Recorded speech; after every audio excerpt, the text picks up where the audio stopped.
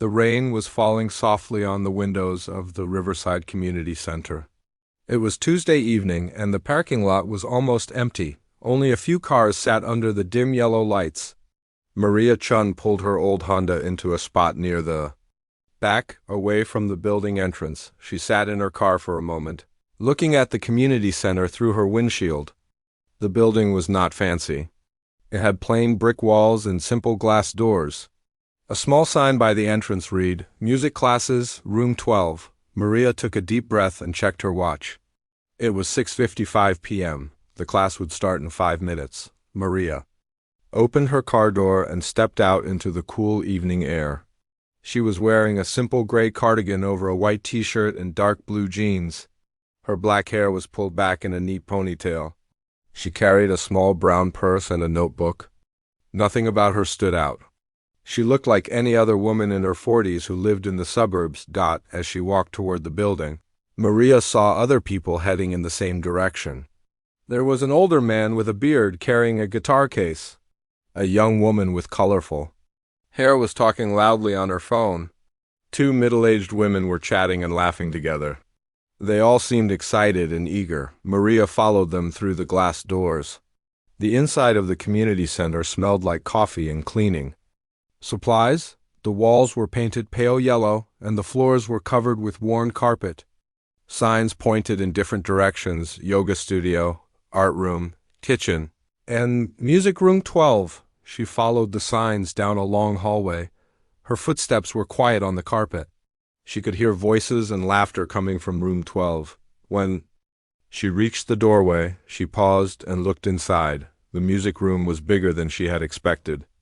There were about 20 plastic chairs arranged in a circle. Some people were already sitting and talking. In one corner stood an old, upright piano. Its wood was dark brown and scratched in places. The piano bench was worn and faded. Along the walls were shelves with different instruments: guitars, drums, tambourines, and small keyboards. Maria slipped quietly into the room. She chose a chair in the back row, away from the center of the circle. She sat down and opened her notebook, placing it on her lap. Then she looked around at the other people in the room. There were about 15 people of different ages. Some looked like they were in their 20s. Others were older, maybe in their 60s. A few people had brought instruments with them. One man had drumsticks sticking out of his pocket. A woman near the front had a small flute case on her chair. Everyone seemed friendly and relaxed. They were talking about their week, their jobs, their families. Some were asking each other what instruments they played. Maria listened quietly, but did not join the conversations. When someone looked her way and smiled, she smiled back politely but did not speak. At exactly 7 o'clock, a man walked into the room clapping his hands together. He was in his 30s with short dark hair and kind brown eyes. He wore a blue button-down shirt and khaki pants. He had a warm smile that made the room feel welcoming.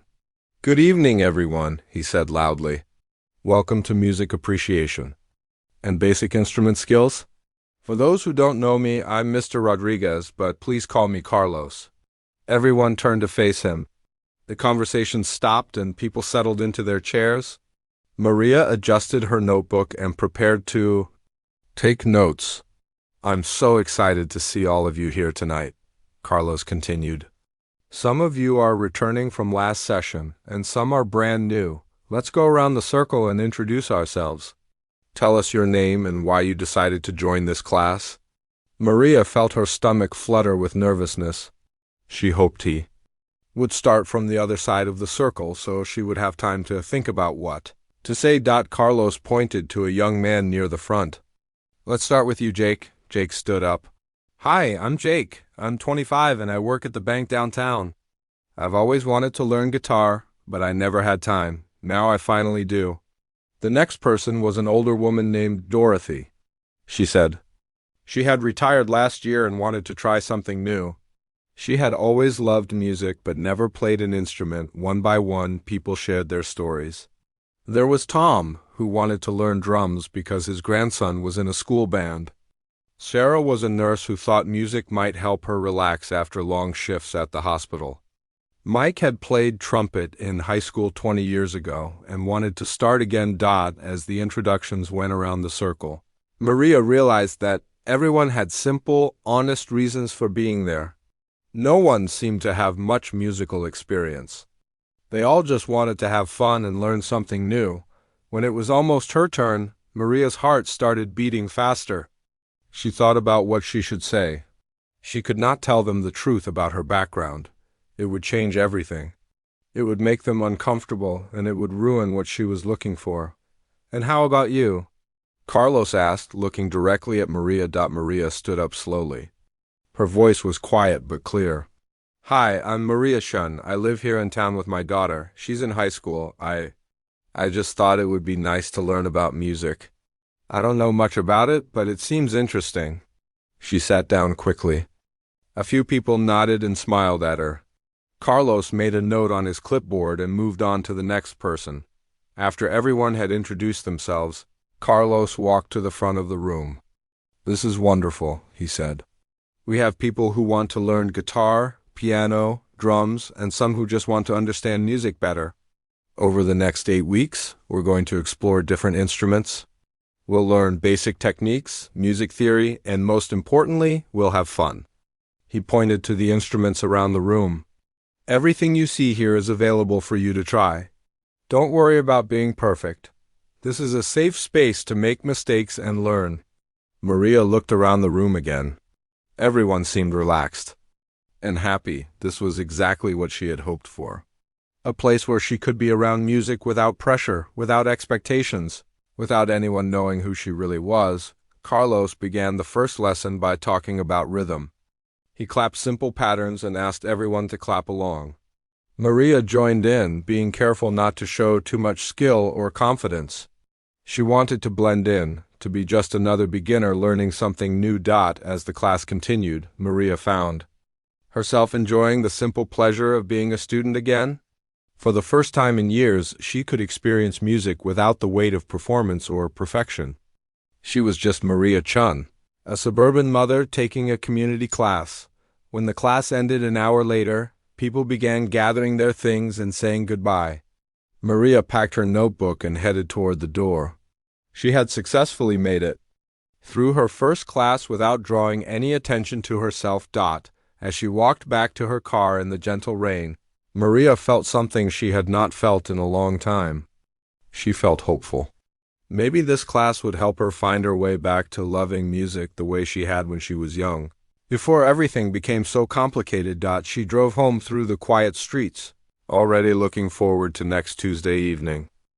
The following Tuesday, Maria arrived at the community center a few minutes early. She had spent the week thinking about the music class. It had been the first time in 3 years that she had felt genuinely excited about something. She parked in the same spot as before and walked through the familiar glass doors. When she entered room 12, about half the class was already there. People were chatting and seemed more comfortable with each other than the week before. Maria took the same seat in the back row and opened her notebook. She had brought the same one from last week, but she had also bought a new pen that wrote more smoothly. Carlos walked in right at 7 o'clock, carrying a large bag. "Good evening, everyone," he called out cheerfully. "I hope you all had a good week. Tonight we're going to do something fun. We're going to try some instruments." A buzz of excitement went through the room. Jake, the young man who wanted to learn guitar, sat up straighter. Dorothy, the retired woman, clasped her hands together with anticipation. "Before we start," Carlos said, "let's do a quick warm-up. Everyone stand up and shake your hands, then your arms, then your whole body. Music is physical, so we need to get our bodies ready." Everyone stood and began shaking. Maria joined in, though she felt a little silly. She had not done exercises like this since she was a child in her first piano lessons. The memory made her smile without realizing it. "Great," Carlos said after a minute. "Now let's sit back down. I want to start with something basic but important. Who can tell me what rhythm is?" Several hands went up. Tom, the man who wanted to learn drums, said, "It's like the beat of the music." "Exactly right," Carlos replied, "and rhythm is everywhere. It's in your heartbeat, in the way you walk, in the way you breathe. Let's try something. Everyone put your hand on your chest and feel your heartbeat. Maria placed her hand over her heart. She could feel it beating steadily. Around the room, everyone was doing the same thing. Now, Carlos continued, let's clap in time with our heartbeats. 1, 2, 3, 4. The room filled with the sound of clapping. It was not perfectly together, but it created a warm, human rhythm. Maria clapped along, being careful to match the speed of the others rather than showing the precise timing that came naturally to her dot. After the rhythm exercise, Carlos walked over to the corner where several guitars were hanging on the wall. Let's start with guitars today. Who would like to try first? Jake's hand shot up immediately. I've been waiting for this all week, he said with a grin. Carlos handed him an acoustic guitar. This is a classical guitar, he explained to the class. The strings are made of nylon, which makes them easier on your fingers when you're learning. Jake held the guitar awkwardly at first. Carlos showed him how to position it against his body and where to place his hands. The left hand presses the strings down on the neck, and the right hand strums or picks the strings.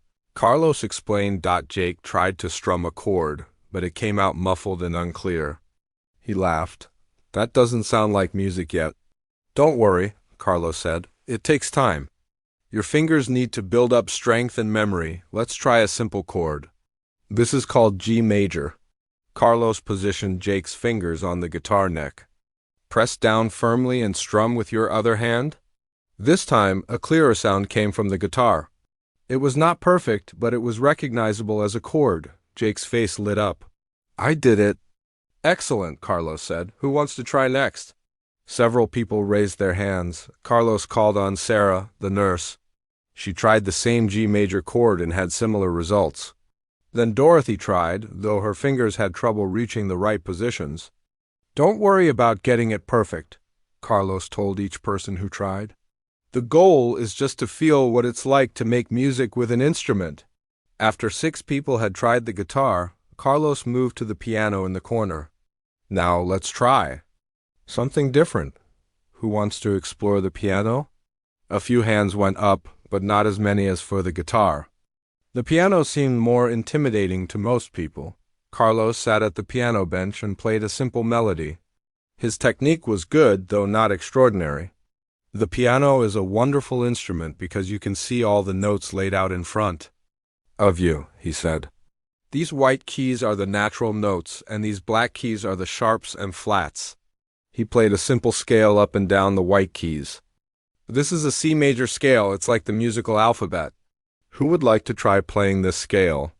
A few people raised their hands tentatively. Maria kept her hands in her lap. She wanted to try, but she knew that even her attempt at a simple scale would probably sound too good for a beginner. Carlos called on Mike, the man who had played trumpet in high school. Mike sat at the piano bench and tried to play the scale. His fingers moved slowly and carefully, but he hit most of the right notes. That was great, Carlos said. You can hear that even a simple scale sounds musical. Who else wants to try? More people volunteered.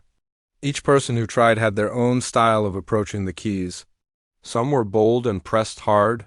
Others were so gentle they barely made a sound. Carlos encouraged everyone and gave helpful tips about finger position and hand shape. Maria watched carefully as each person played. She found herself mentally noting what they could improve, what they were doing well, and how Carlos was teaching them. His methods were good, though she could think of additional exercises that might help some of the students. After about half the class had tried the piano, Carlos looked around the room. His eyes landed on Maria, who had been quietly observing everything. Maria, he said kindly, you've been watching so carefully. Would you like to try the piano? Maria felt her heart skip. She had been hoping he would not notice her or that the class would end before he asked. Oh, I don't think so, she said softly. I'm not really a piano person. Come on, encouraged Jake from across the room. It's not scary. I was nervous about the guitar, too. Everyone here is just learning, added Dorothy. We're all beginners together. Carlos walked over to Maria's chair. I know it can feel intimidating, but you seem really interested in how it works. You don't have to play anything complicated. Just try the simple scale that everyone else did. Maria felt trapped by their kindness. Everyone was looking at her expectantly, but not in a mean way. They genuinely wanted to encourage her. She looked at their friendly faces and realized that saying no again would seem strange. I really don't know anything about piano, she said, which was not exactly a lie. She did not know about being a beginner at piano. That's perfectly fine. Carlos said, none of us knew anything when we started. That's why we're here. Maria looked at the piano across the room. It was just an old, upright piano, nothing special. But sitting at any piano felt dangerous to her. What if her hands remembered things her mind was trying to forget? What if she accidentally played something too well? Maybe next week, she said, hoping Carlos would move on to someone else. But Carlos was persistent in a gentle way. How about this? He said. You don't have to play anything. Just sit at the bench and feel the keys. Get comfortable with the instrument. No pressure to make music. Maria realized that continuing to refuse would draw more attention than just sitting at the piano. Okay, she said quietly. But just for a minute. She stood up and walked to the piano. The bench was the right height, though she automatically adjusted it slightly before catching herself. She hoped no one noticed that she had adjusted it with the confidence of someone who knew exactly how a piano bench should be positioned. Maria placed her hands on the keys without pressing them down. The keys felt familiar under her fingers, like greeting an old friend. She had to resist the urge to let her hands fall into the comfortable positions they knew so well. How does it feel? Carlos asked. It feels nice, Maria said honestly. The piano did feel nice. It felt like home. Try just pressing one key, Carlos suggested. Any key you want? Maria pressed middle C gently. The note rang out clear and pure. She had to stop herself from naturally following it with the other notes that her hands wanted to play. Beautiful, Carlos said. See, you're already making music. Maria stood up from the bench quickly. Thank you, that was interesting. She hurried back to her seat, her heart pounding. Great job, Maria, called out several classmates. That was a pretty note. Carlos continued the lesson by showing more instruments. Some people tried drums, others tried small keyboards.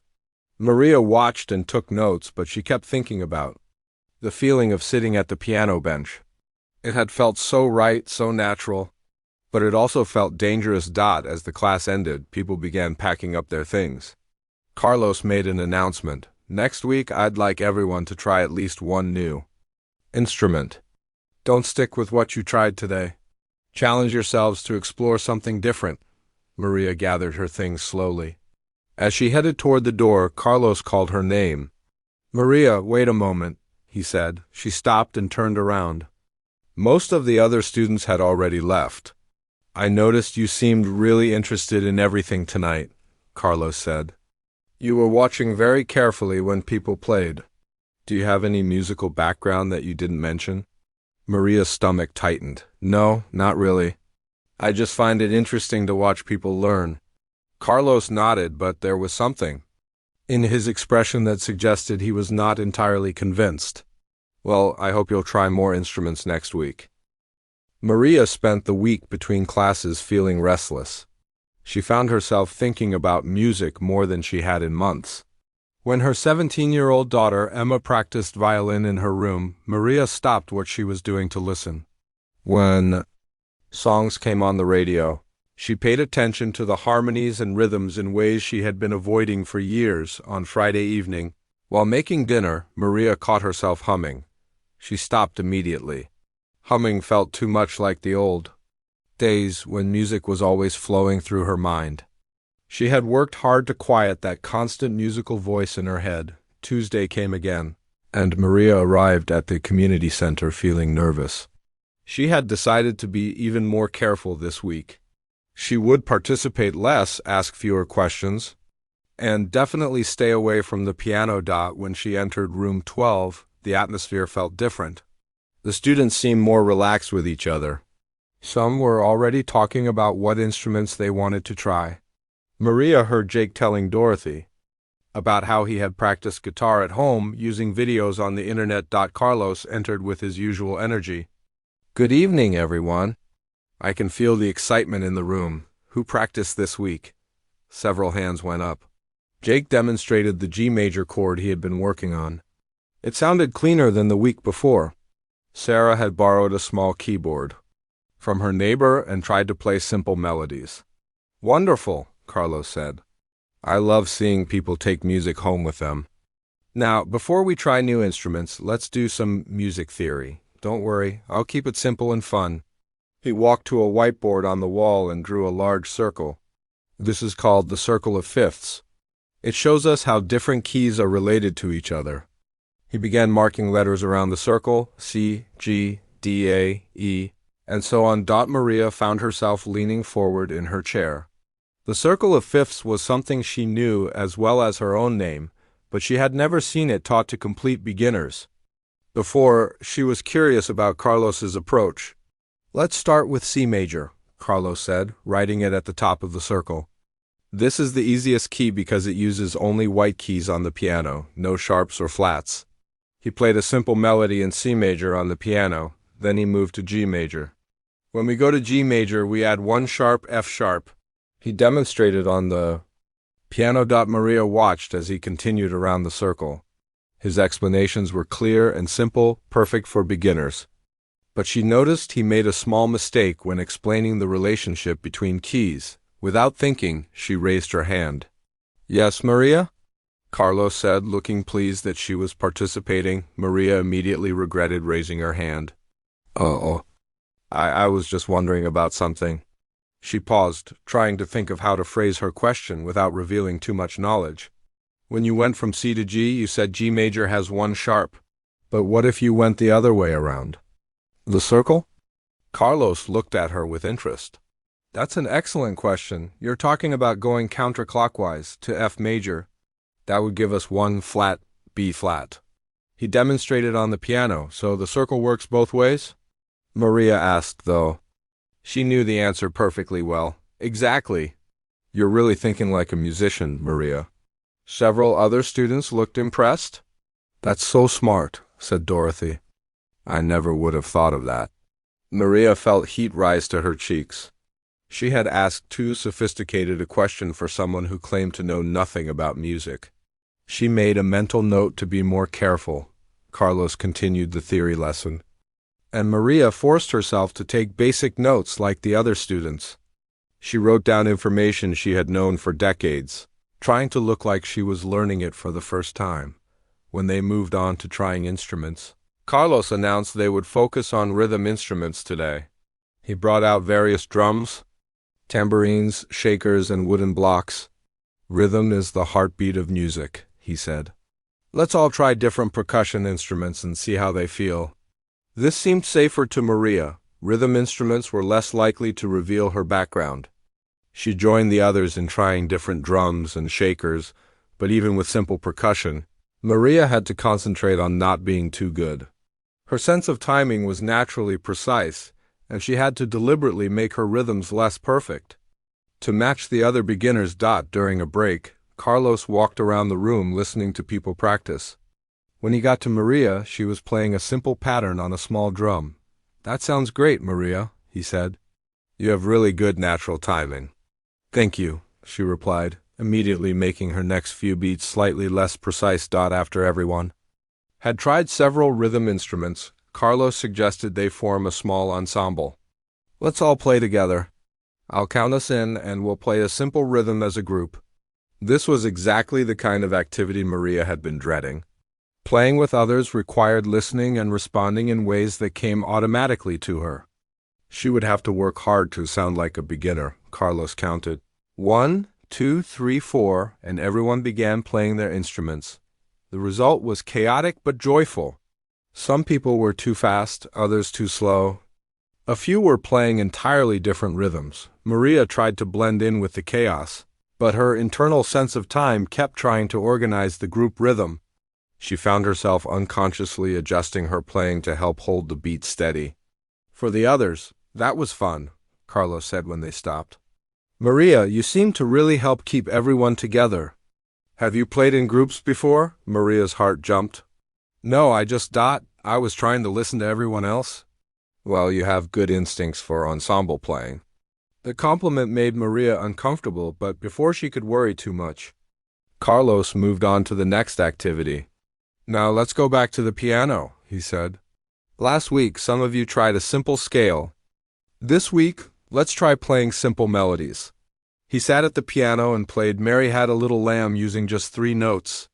This song uses only 3 notes, E, D, and C. Who wants to try it?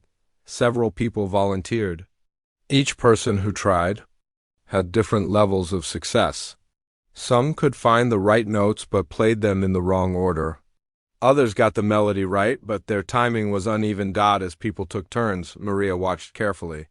She noticed that Carlos was giving them good advice about finger positions and hand posture. But she also noticed that some students were developing bad habits that could be corrected with different exercises.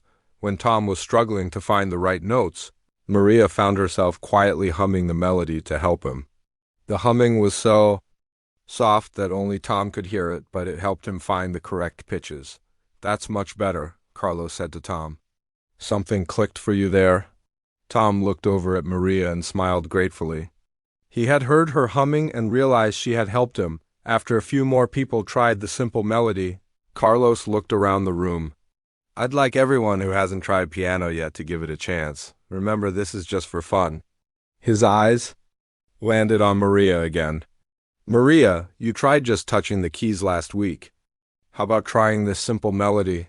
Maria felt trapped again. She had been hoping to avoid the piano entirely this week. I think I'd rather listen to the others today. Come on, Maria, Jake called out. You helped me feel brave about guitar. Last week? It's just 3 notes, added Sarah. Even I could do it. Carlos walked over to Maria's chair. I noticed you were humming along when Tom was playing. You seem to hear the melody clearly in your mind. That's half the battle with piano. Maria's stomach dropped. He had noticed her humming. She was being less careful than she thought. I was just humming along with Tom, she said. It wasn't really musical or anything, but it was in tune, Carlos said gently, and you helped him find the right notes. That shows you have a good ear for music. Maria realized that continuing to refuse would create more suspicion than just trying to play the simple melody badly. Okay, she said reluctantly, but I probably won't be very good at it. She walked to the piano bench and sat down. The familiar feeling of sitting at a piano made her hands want to move into natural positions, but she kept them rigid and awkward. The 3 notes are E, D, and C, Carlos said, pointing to them on the keyboard. They're right here in the middle of the piano. Maria looked at the keys he was indicating. E, D, and C were as familiar to her as her own name. She had played countless pieces that used these notes, but she had to pretend she was seeing them for the first time. The melody goes E, D, C, E, D, C, E, E, E, Carlos said slowly. Maria placed her right index finger on the E key. She pressed it down gently, and the note rang out clear and beautiful. Then she moved to D, then C, playing each note with careful deliberation, but even trying to play badly, her natural musical instincts were hard to hide. Her timing was better than the other beginners, and her touch on the keys was more controlled. That's lovely, Maria, Carlos said. Try the whole melody. Now, Maria played through Mary Had a Little Lamb slowly and carefully. She tried to make mistakes, playing a wrong note here and there, but even her mistakes sounded somewhat musical. When she finished, the room was quiet for a moment. Then several people started clapping. That was really good, said Dorothy. You made it sound like real music? Much better than when I tried it, added Mike. Maria felt panic rising in her chest. She had tried to play poorly, but her years of training made it almost impossible to play truly badly.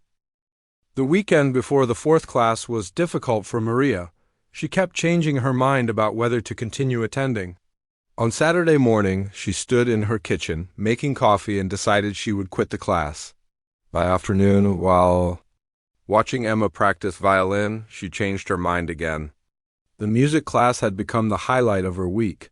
The one place where she felt connected to music without the pressure of performance. Emma noticed her mother's restlessness. "Mom, you seem weird lately," she said during dinner on Sunday. "Kind of don't know, more awake or something?" Maria looked at her daughter in surprise. "What do you mean? You've been humming," Emma said. "And when I practice violin, you actually listen instead of just staying busy in the kitchen? It's like you're interested in music again." Maria felt a pang of guilt. She had not realized how much her withdrawal from music had affected Emma. "I've always been interested in your music, honey." "Not the same way," Emma said. "Before Dad died, you used to help me with difficult parts. You'd sit with me and play piano while I played violin. Now you just say, 'Sounds good,' from the other room." The conversation stayed with Maria all evening. She realized that her fear of music had created distance not just from her own past, but from her relationship with Emma. Maybe the music class was helping her heal in ways she had not expected. Tuesday evening arrived cold and rainy. Maria drove to the community center with determination. She would continue the class, but she would be even more careful about hiding her abilities. She had practiced in her mind how to play things more clumsily, how to ask simpler questions. When she entered room 12, she was surprised to see only about half the usual students. Carlos looked concerned as he counted heads. "Looks like some people decided to stay home because of the weather," he said. "But those of us who are here are the truly dedicated ones." The smaller group created a different atmosphere. It felt more intimate, like everyone was closer together. Maria realized this would make it even harder to blend into the background. Carlos had set up the room differently tonight. Instead of chairs in a circle, there were music stands scattered around with sheets of paper on them. The piano was positioned more centrally in the room. "Tonight we're going to try something new," Carlos announced. "We're going to work on reading basic music notation." "Don't worry, we'll start very simple." Maria's heart sank. Music reading was something she could do as easily as reading words. It would be almost impossible to pretend she was learning it for the first time. Carlos walked to the whiteboard and drew 5 horizontal lines. "This is called a staff," he said. "These lines and spaces represent different pitches." He began explaining how notes were positioned on the staff, how the treble clef worked, and what different note values meant. Maria watched him write familiar symbols on the board and tried to look like she was learning something new. "Let's start with the simplest notes," Carlos said. "These are quarter notes and they get 1 beat each." He drew several quarter notes on the staff. "Who can tell me what letter names these notes are?" A few people raised their hands tentatively. Jake guessed correctly that the note on the second line was G. Dorothy was able to identify a note on a space as FWHEN. Carlos pointed to a note and looked at Maria. She pretended to count the lines carefully before answering. "Is that E?" she said hesitantly, though she could have identified it instantly. "Very good, Maria. You're getting the hang of this." The lesson continued with Carlos showing them simple rhythmic patterns. He clapped out combinations of quarter notes and half notes and asked the class to clap them back. Maria tried to make her clapping less precise, but rhythm was so deeply ingrained in her that it was difficult to play badly. "Now," Carlos said, "let's try putting it all together. I've written out a very simple melody for everyone to try. It uses only 5 notes and simple rhythms." He handed out sheets of music. Maria looked at the page and immediately recognized it as a beginner exercise in C major. The melody was simple enough that any of her former students could have played it perfectly on their first try. "We'll start by clapping the rhythm," Carlos said. "Then we'll try to sing the melody using la instead of words. Finally, we'll play it on instruments." The rhythm clapping went reasonably well for most students, though a few struggled with the longer notes. When they tried singing the melody, Maria had to be very careful. Her trained voice wanted to produce the notes with perfect pitch and tone, but she forced herself to sing more uncertainly. "That was good, everyone," Carlos said. "Now let's try playing this on instruments. Who wants to try it on piano first?" Several people looked nervous. Reading music and playing an instrument at the same time was a big step for beginners. "I'll try," said Tom. the man who wanted to learn drums. Tom sat at the piano and tried to play the melody. He could read some of the notes, but his fingers struggled to find the right keys. The melody came out slowly and with many mistakes. "Don't worry about playing it perfectly," Carlos encouraged. "Just do your best to connect the notes on the page with the keys on the piano." A few other people tried with similar results. Sarah managed to play about half the notes correctly. Mike got confused and lost his place in the middle. Carlos looked around the room. "Maria, you've been following along really well with the music reading. Would you like to try playing this melody?" Maria felt the familiar trap closing around her. In the smaller group, it was impossible to avoid being noticed. "I don't think I'm ready for that yet," she said. "It's the same melody we just sang," Carlos said gently. "And you seem comfortable identifying the notes on the staff. I think you might surprise yourself." Jake spoke up from across the room. "Come on, Maria, you help me be brave about guitar." "Now it's our turn to encourage you," Dorothy nodded. "We're all learning together. No one expects it to be perfect." Maria looked around at the friendly faces of her classmates. They were genuinely trying to support her, not pressure her. She realized that refusing again would seem strange and might create more suspicion than just attempting to play the simple melody. "Okay," she said reluctantly. "But I'll probably make a lot of mistakes." She walked to the piano bench and sat down. The music stand was positioned at the right height, and the simple melody was clearly visible on the page. Maria looked at the notes and had to resist the urge to play the piece at the proper tempo with perfect phrasing. She placed her hands on the keyboard and found the starting note. Then, very deliberately, she began to play the melody slowly and hesitantly. She tried to make it sound like she was figuring out each note as she went, but even playing slowly and trying to make mistakes, her natural musicianship showed through. Her finger positions were correct, her hand posture was good, and her timing, while deliberately uncertain, still had an underlying sense of pulse. As she played, Maria could feel the melody flowing through her in a way that felt both wonderful and dangerous. It had been so long since she had read music and played, even something this simple. Part of her wanted to play it again, better this time, with the proper expression and dynamics. She finished the melody and quickly lifted her hands from the keys. The room was quiet for a moment. "That was beautiful, Maria," Carlos said, and there was something in his voice that made Maria look at him sharply. "Really good," added Dorothy. "You made it sound like a real song." "Much better than when I tried it," said Tom, but Maria was focused on Carlos's expression. He was looking at her with a mixture of admiration and growing certainty about something. She had a sinking feeling that her attempt to play like a beginner had not been convincing. "Maria," Carlos said carefully, "that was really quite good for someone who's only been learning for a few weeks. Your hand position, your touch on the keys, the way you read the music, it all seemed very natural." Maria's heart was pounding. "I guess I've been practicing the things you taught us," she said weakly. "What have you been practicing on?" Carlos asked. "Do you have a piano at home?" Maria realized she had made a mistake. "No, I just meant practicing in my mind, thinking about what you've shown us." Carlos nodded slowly, but his expression suggested he was thinking carefully about something. "Well, mental practice is very valuable. Professional musicians use it all the time." The words "professional musicians" hung in the air. Maria felt like Carlos was testing her somehow, seeing how she would react to that phrase. "I wouldn't know about that," she said quickly. "I'm just trying to learn like everyone else."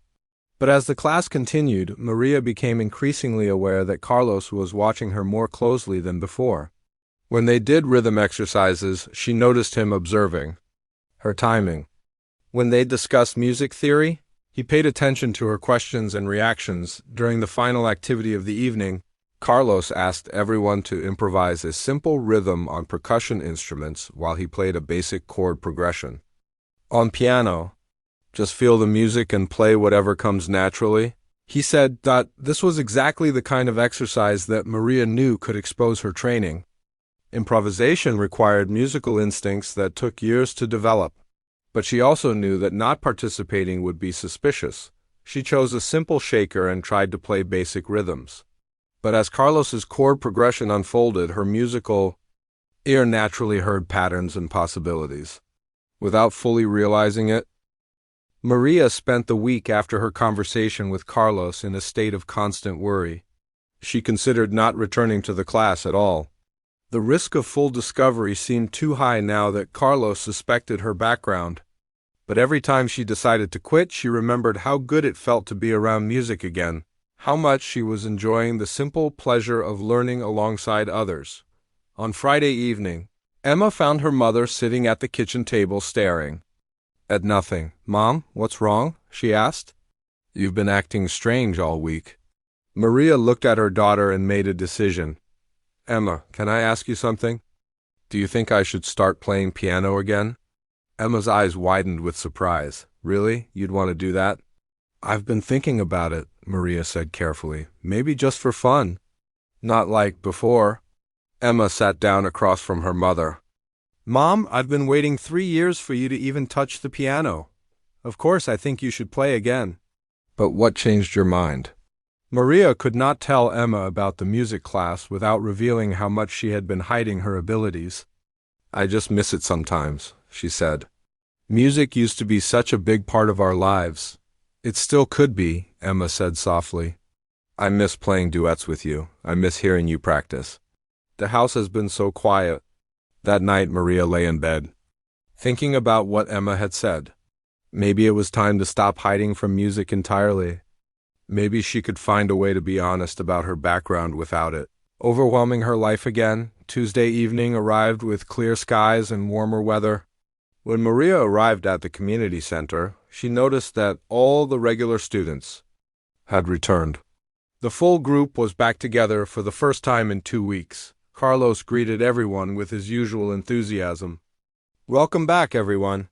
Tonight we're going to try something special. We're going to work on playing together as a group." He had arranged several instruments around the room: the piano, guitars, simple percussion instruments, and even a small keyboard. "I want to teach you a simple song that we can all play together. It's called Ode to Joy by Beethoven, but we're going to play a very simplified version." Maria's heart jumped at the mention of Beethoven. Ode to Joy was a piece she had performed countless times in various arrangements. She would have to be extremely careful. Carlos sat at the piano and played a simple version of the famous melody. This version uses only 4 chords, and the melody is easy to play on any instrument. "Let's start by learning the chord progression." He showed the guitar players how to play the 4 chords: C major, G major, A minor, and F major. These were basic chords that most of the students had been working on in previous weeks. For the piano part, Carlos demonstrated a simple accompaniment using just the root notes of each chord. "You don't need to play full chords," he told the piano students, "and just play these single notes in rhythm." Maria watched as different students tried the various parts. Jake was getting better at switching between guitar chords, though his timing was still uneven.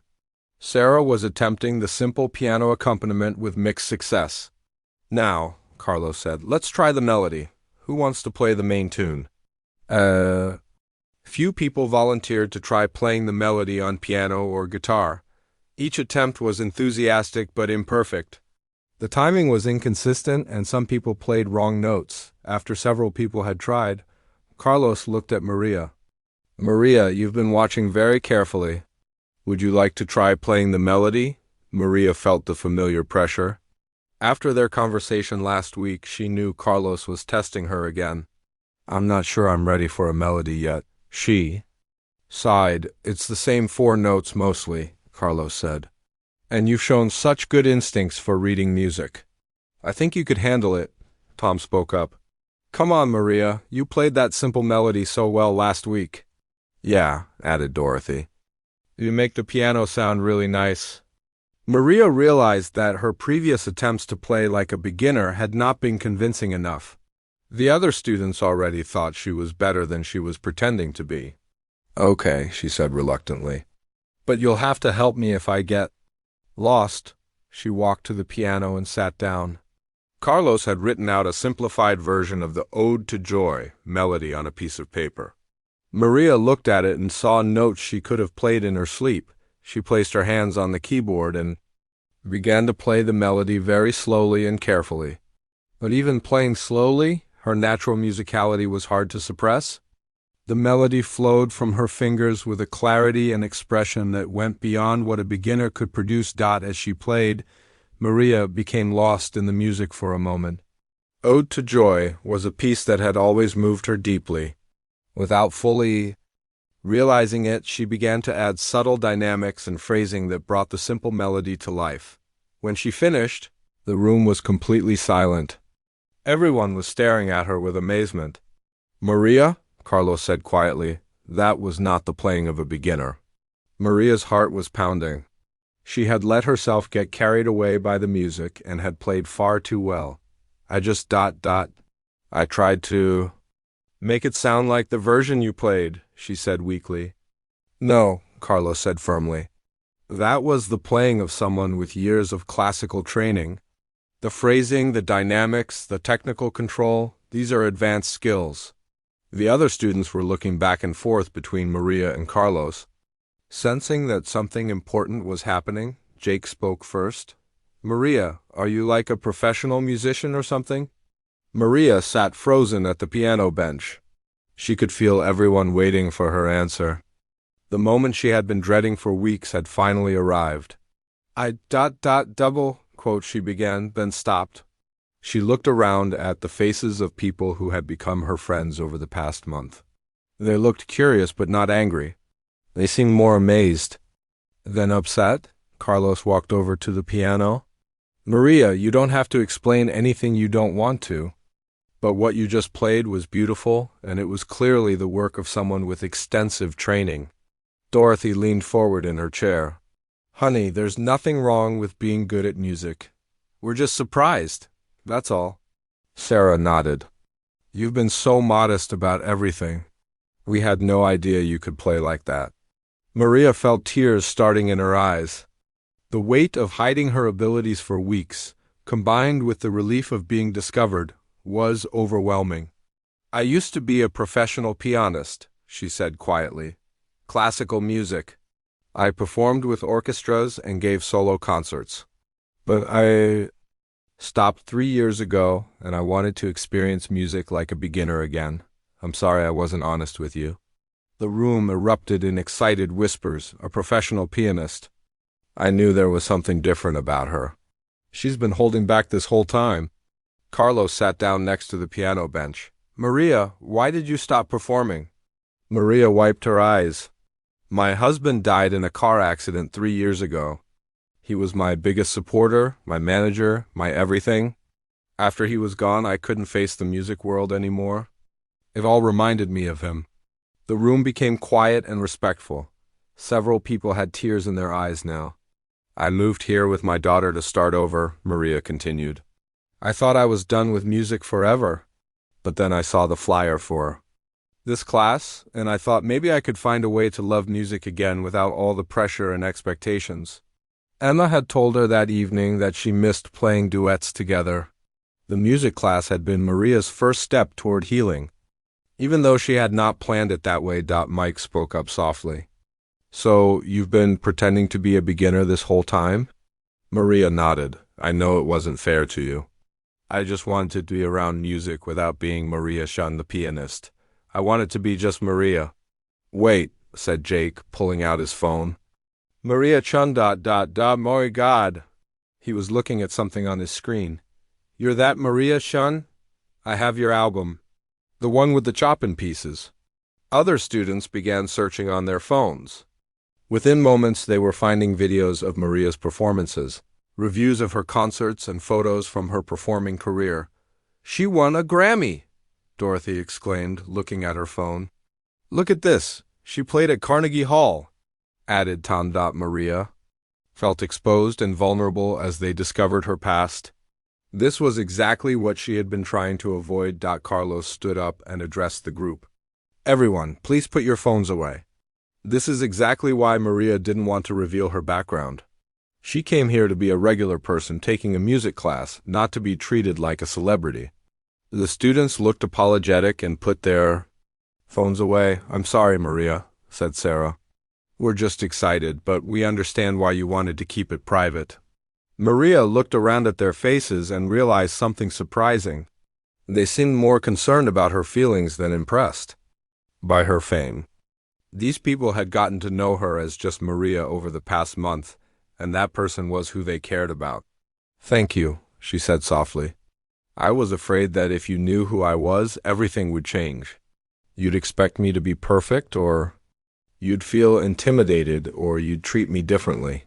"Well," said Jake with a grin, "now we know why you made that simple melody sound so good." Everyone laughed, and the tension in the room began to ease. Carlos addressed the group. "I think we should continue with our ensemble playing. Maria, would you be willing to play the melody again? And this time, please don't hold back. Let us hear how Ode to Joy is supposed to sound." Maria looked at him uncertainly. The week following Maria's revelation was unlike any she had experienced since moving to the suburb. Her phone buzzed constantly with text messages from her classmates. Dorothy wanted to know if she would help her granddaughter with piano lessons. Jake asked if she would listen to him play guitar and give him advice. Sarah invited her for coffee to talk about how music could help with stress from her nursing job. Most surprising was a message from Tom on Thursday evening. "Maria, my grandson's middle school band is having a concert next week. Would you like to come? I know you're a famous musician, but I thought you might enjoy hearing kids play music just for fun." Maria stared at the message for a long time. The idea of attending a school concert as a regular audience member rather than a professional performer felt both strange and appealing. She texted back, "I would love to come. Thank you for thinking of me." When Tuesday arrived, Maria drove to the community center with a mixture of excitement and nervousness.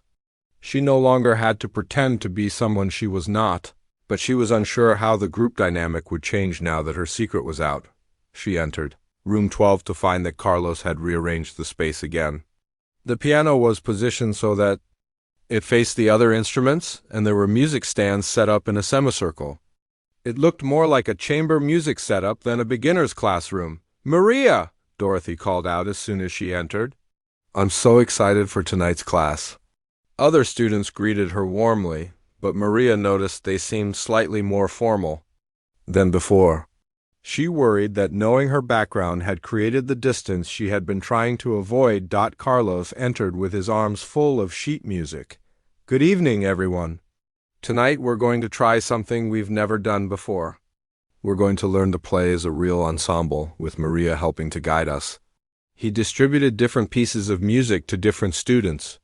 Maria received a piano part that was significantly more complex than anything they had worked on before.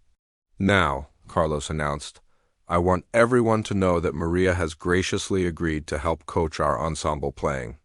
But she's also agreed to something else special." "Maria, would you like to tell them?" Maria stood up, feeling nervous. "Carlos asked me if I would be willing to play a short solo piece for you tonight. Something from my my previous repertoire." She paused. "It's been 3 years since I've performed for anyone, even informally. I'm honestly a little scared." "We'd be honored to hear you play," said Mike immediately. "But no pressure," added Sarah, "only if you're comfortable." Maria appreciated their consideration. "I think I'm ready to try."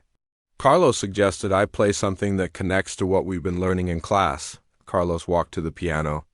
"Before we hear Maria's solo, let's work on our ensemble piece." It's a simplified arrangement of Bach's Minuet in G. Maria will play the main melody, and the rest of us will provide accompaniment. As they began to work through the piece, Maria found herself naturally falling into a teaching role. When Jake struggled with a chord change, she showed him a fingering technique that made it easier. When Dorothy had trouble with timing, Maria helped her count the rhythm. "Maria," said Tom during a break, "you're a really good teacher. You explain things so clearly." "Thank you," Maria replied. "I taught private lessons for years before I started performing full-time. I had forgotten how much I enjoyed it." As they continued rehearsing, something magical began to happen. The group started to sound like a real ensemble. Maria's professional level, piano playing lifted everyone else's performance. The guitar players found themselves playing with more confidence when they could follow her lead. The rhythm section became more precise when they had her steady beat to anchor them. "This is incredible," whispered Sarah during a particularly good run-through. "I feel like I'm actually making real music." After they had worked on the ensemble piece for about 40 minutes, Carlos called for a break. "Now," he said, "if Maria is ready, she's going to play something special for us." Maria walked to the piano, her hands trembling slightly. She had chosen a piece that felt safe, Bach's Prelude in C major from the Well-Tempered Clavier. It was a piece she had known since childhood, one that flowed naturally from her fingers. Even after 3 years away from serious playing, she sat at the bench and adjusted it carefully. The old upright piano was not a concert grand, but it had a warm, honest sound that seemed appropriate for this moment. "This is a piece by Bach," she said to the group. "It's built on simple arpeggios, broken chords, that create a beautiful flowing melody. I chose it because it uses some of the same harmonic principles we've been learning in class." Maria placed her hands on the keys and began to play. The opening notes of the prelude filled the room with crystalline clarity. Her technique was flawless, but more than that, her musical expression was deeply moving. She played with a vulnerability and honesty that came from years of grief. And the recent rediscovery of joy as the music unfolded, Maria felt herself transported back to why she had fallen in love with piano as a child.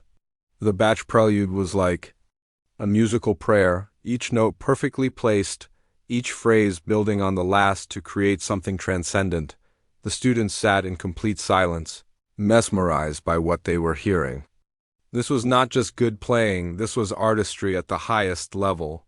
They were witnessing the kind of musical performance that most people only hear in concert halls, when Maria played the final chord and let it fade into silence. No one moved for several seconds, then slowly applause began. But it was not the polite applause of a classroom. It was the kind of heartfelt appreciation reserved for truly special musical moments. "Maria," Dorothy said with tears in her eyes, "that was the most beautiful thing I've ever heard."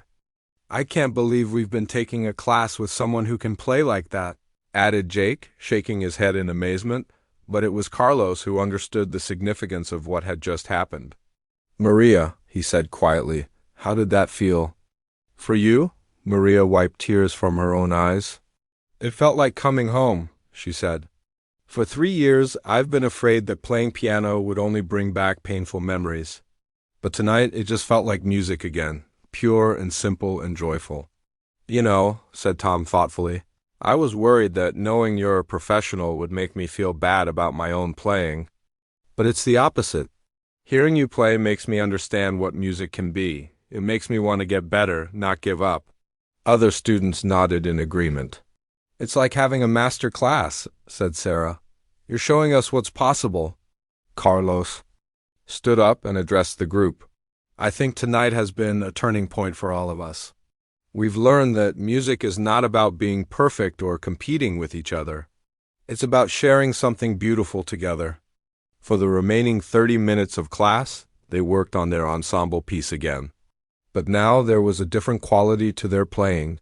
Everyone seemed more focused, more committed to making their individual parts contribute to the whole. Maria found herself giving more detailed coaching.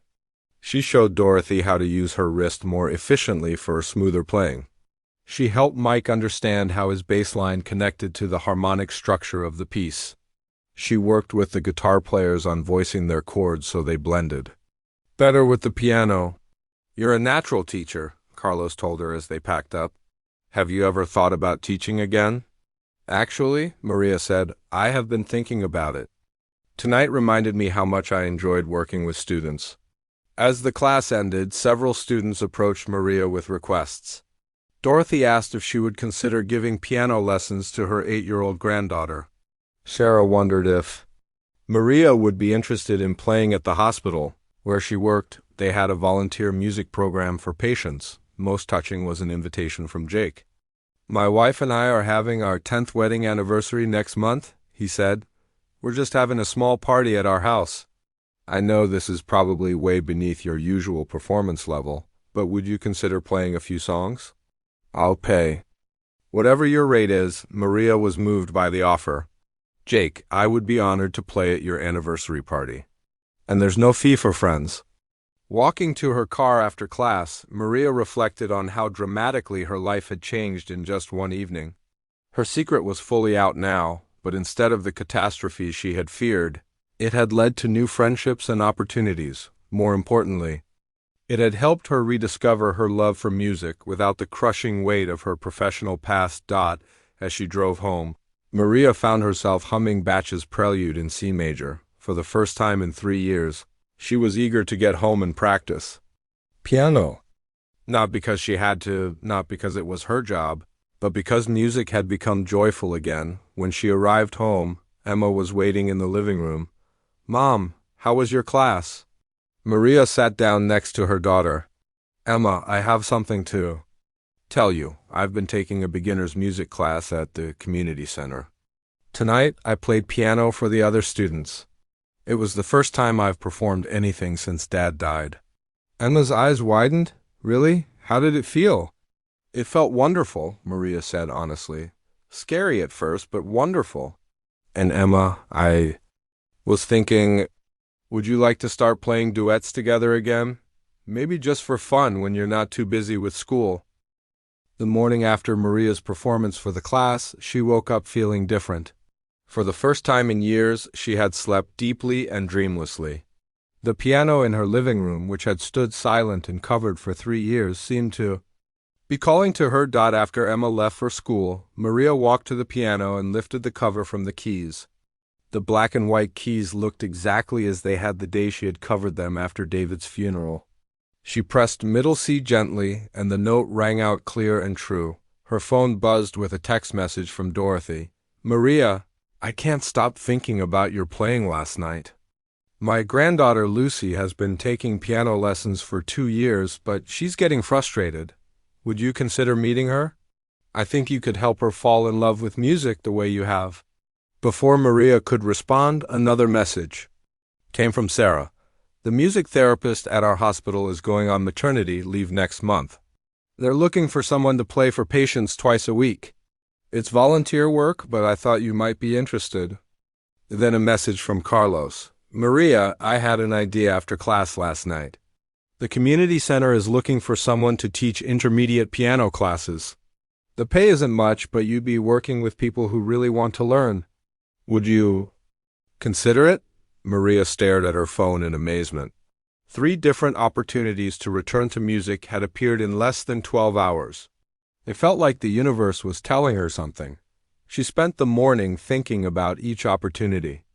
Teaching again appealed to her. She had always loved helping students discover their musical abilities. Playing at the hospital seemed meaningful, a way to use music to help people heal. Meeting Dorothy's granddaughter felt like a chance to share her love of piano with a new generation. That afternoon, Maria made a decision. She called Dorothy first. Dorothy, I would love to meet Lucy, but I want you to know that if I work with her, I'll expect her to practice and take the lessons seriously. I believe every student deserves the best instruction possible. Dorothy's voice was filled with excitement.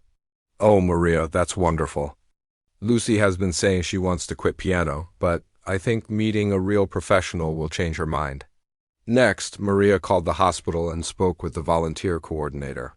She learned that the music program served patients in the children's ward, the cancer treatment center, and the hospice unit.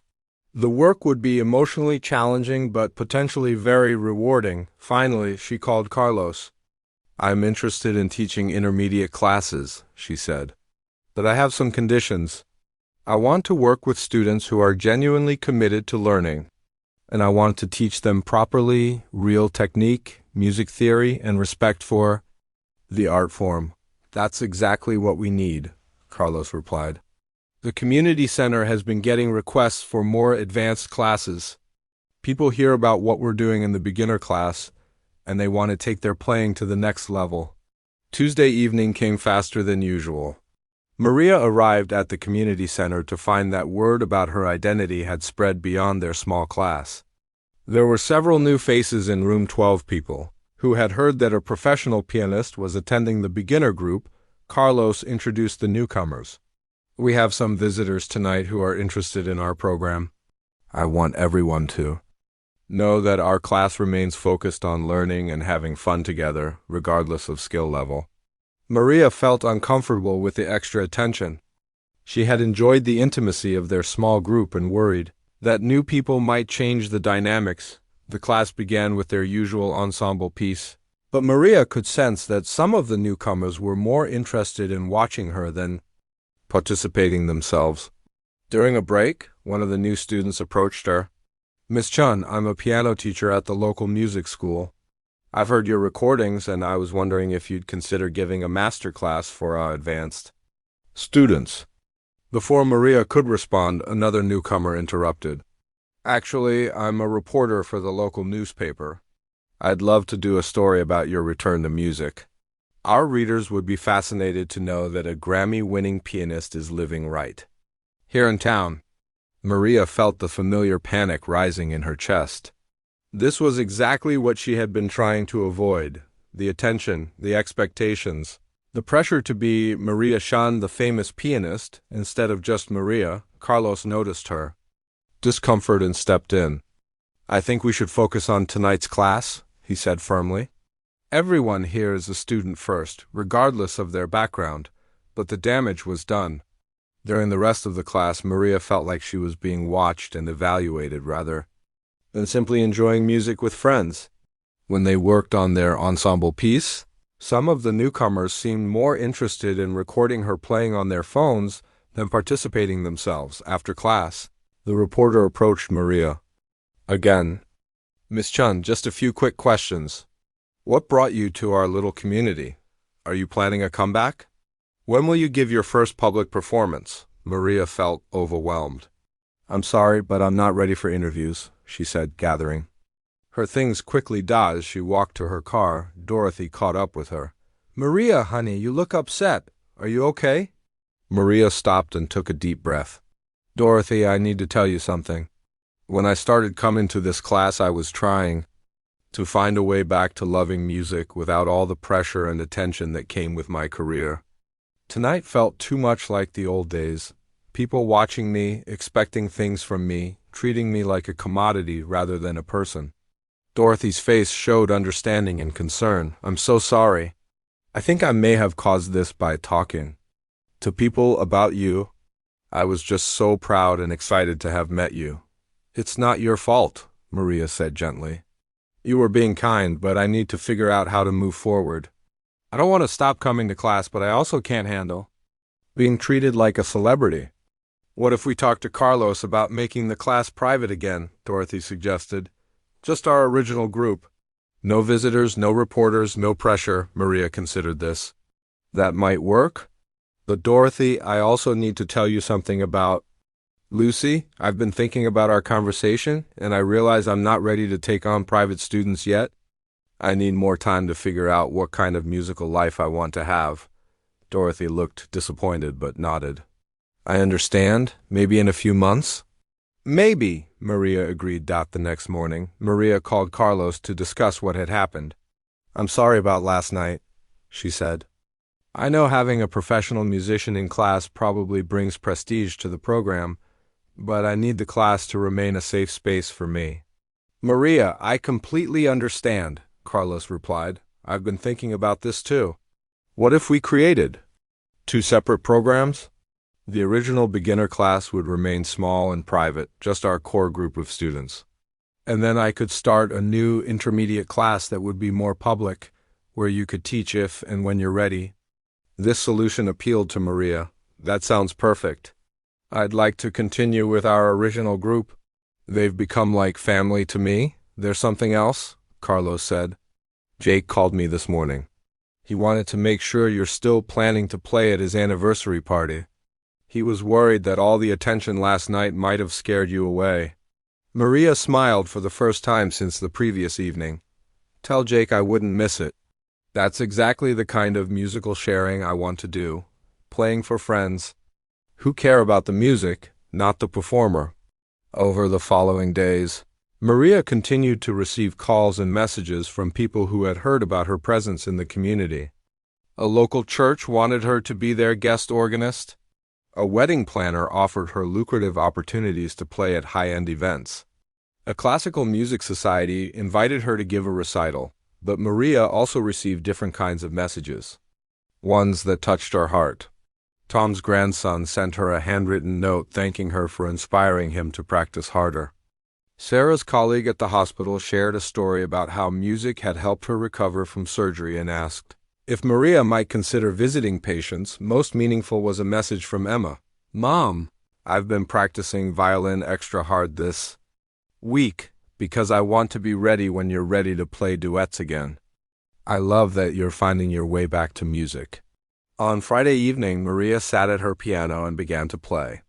Not for an audience, not for a recording, not for a performance, just for herself and for the joy of making music.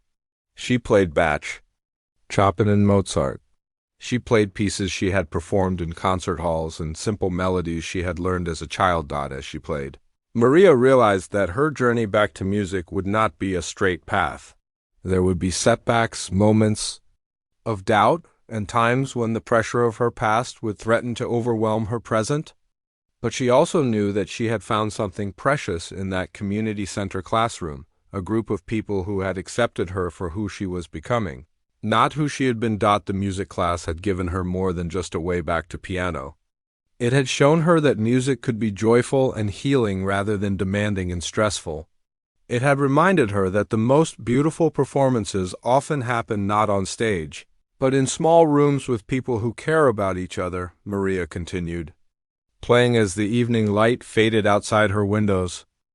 3 weeks later, Maria stood in Jake and Linda's backyard, looking at the small group of people gathered for their 10th anniversary celebration. There were about 20 guests, family members, close friends, and several of her classmates from the community center. A simple upright piano had been moved outside under a string of lights, creating a magical setting for the evening. "Maria, thank you so much for doing this," Linda said, approaching with tears in her eyes. "Jake told me how you've been helping everyone in your music class. It means so much that you'd play for us." Maria squeezed Linda's hand. "It's my pleasure. Music should be shared with people we care about." As the sun began to set, Jake gathered everyone around the piano. 10 years ago, Linda and I had our first dance to Clair de Lune," he said. "We couldn't afford a live pianist for our wedding, so we danced to a recording. Tonight, our friend Maria has agreed to play it for us." Maria sat at the piano bench and adjusted her position. The instrument was nothing special, an old upright that Jake had borrowed from his neighbor, but it was perfectly tuned and had a sweet, warm tone. "I'd like to dedicate this not just to Jake and Linda," Maria said to the small gathering, "but to all of you who have shown me that music is most beautiful when it brings people together." She placed her hands on the keys and began to play Debussy's Clair de Lune. The familiar melody flowed from her fingers with gentle elegance. This was not a concert performance with perfect acoustics and formal attire. This was music as it was meant to be, intimate, personal, and filled with love. As she played, Maria watched Jake and Linda slow dance on the grass. Other couples joined them, swaying gently to the music. Dorothy was wiping tears from her eyes. Tom had his arm around his wife's shoulders. Carlos stood with his girlfriend, both of them smiling. When the piece ended, there was a moment of perfect silence, followed by heartfelt applause. But Jake was not finished. "Maria," he said, "I have one more request. I've been practicing guitar every day since we started the class. I was wondering, would you accompany me while I play Ode to Joy for everyone?" Maria's heart swelled with pride and affection. "I would be honored." Jake picked up his acoustic guitar and positioned himself next to the piano. His technique was still basic, but his enthusiasm was infectious. Maria began the simple accompaniment they had learned in class, and Jake joined in with the melody. The performance was far from perfect. Jake missed a few notes and his timing wavered occasionally. But there was something deeply moving about watching someone play music purely for the joy of sharing it with people he loved. When they finished, the applause was even more enthusiastic than before. "That was beautiful, honey," Linda called out to her husband. "I can't believe that's the same guy who couldn't hold a guitar properly 2 months ago," added Sarah as the evening continued. Maria found herself playing requests from the guests. Some asked for classical pieces they remembered from childhood. Others wanted popular songs they could sing along with. Each request was different, but they all shared the same quality. They were meaningful to the people who asked for them. During a break, Emma appeared at Maria's side. She had arrived late from a school event and was carrying her violin case. "Mom, I brought my violin," she said quietly. "I was hoping maybe we could play something together? Like we used to?" Maria felt her throat tighten with emotion. "What? Would you like to play? How about that Bach piece we used to do, the one where the violin and piano have that conversation?" Maria knew exactly which piece Emma meant, Bach's Arioso from his cantata, BWV 156. It was a piece they had played together many times before David's death, a gentle dialogue between violin and piano that had always been special to both of. "Then, are you sure you remember it?" Maria asked. Emma smiled. "I've been practicing it every day for 3 weeks, hoping you'd be ready." They positioned themselves near the piano. Emma raised her violin and drew her bow across the strings, producing the opening phrase of the Bach piece. Her tone was rich and mature. She had grown as a musician during the 3 years they had not played together. Maria joined in with the piano accompaniment, and immediately they fell into the musical conversation they had shared so many times before, but this time was different. This time they were not just mother and daughter making music together, they were two people who had both experienced loss and were finding their way back to joy through music. The Bach piece unfolded with natural beauty. Emma's violin sang the melody with youthful passion, while Maria's piano provided gentle support and occasional commentary. When they reached the final phrase, they played it together in perfect harmony, both melodically and emotionally. The backyard had fallen completely silent during their performance. When the last note faded away, there was a moment of profound quiet before the applause began. "That was the most beautiful thing I've ever heard," whispered Linda. Carlos walked over to Maria and Emma. "You two have something very special together," he said. "That wasn't just good playing, that was music making at its highest level." Emma hugged her mother tightly. "I missed this so much, Mom. I missed making music with you." "I missed it too," Maria replied. "More than I realized." As the evening wound down and guests began to leave, the members of Maria's music class gathered around the piano for one final song. Without any discussion, they began playing Ode to Joy together, Jake on guitar, Tom keeping rhythm with his hands on his knees, Dorothy humming the harmony, Sarah singing the melody, and Maria providing the piano accompaniment. It was not a perfect performance.